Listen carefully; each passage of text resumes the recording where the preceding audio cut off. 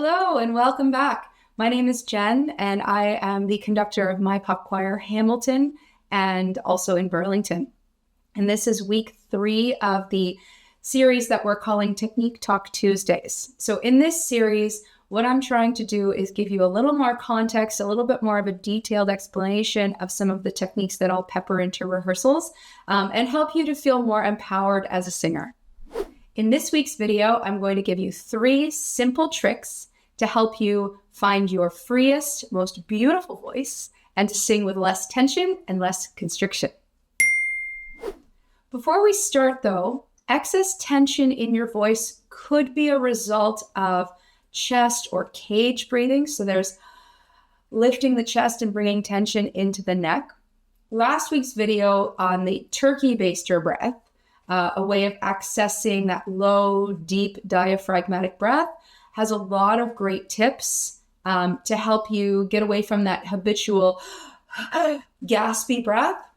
So if you haven't already checked that one out, I would suggest you go take a look at that video and then come on back. So the first thing that we want to do is encourage a slow, steady, controlled release of air. We're going to do this by exhaling on a sustained S for 8 counts minimum. You can do this for longer if you want. So I'm going to take my nice deep turkey baster breath that has no tension in my neck and exhale.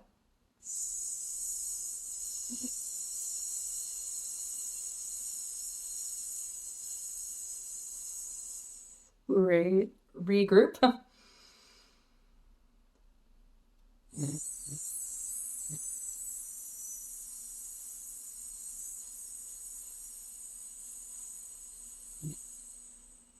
One more time.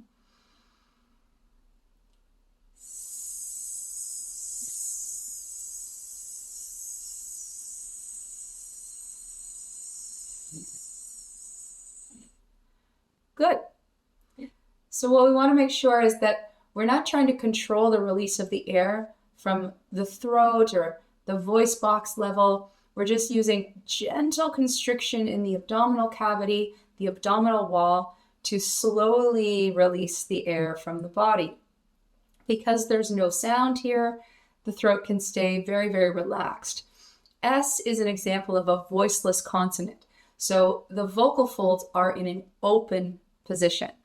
Other examples of voiceless consonants that you can use if S is just not your jam is F, SH, or W. When we go to sing, our vocal folds go from an open position to a closed position, and they're now resisting that airflow. They kind of peel open and snap back together, and this is how we get our sound source from this vibration. Over resistance or excess tension can really tighten our voices. So using voiceless consonants in our exercises or even within the context of a song can really help us to find a balance of resistance and easy airflow. The second trick is to opt for vowels that are more closed, like E and U.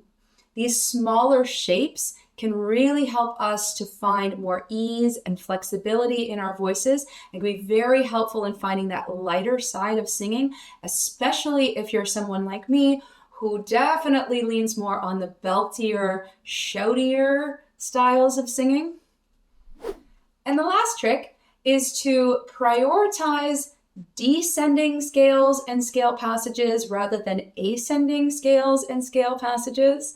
When we are singing going up, we tend to freak out and get really tense. So just take that off the table altogether. We can work that back in after you have found the freedom and ease in descending vocalises. All right, so I have a couple of exercises that you can try with me right now.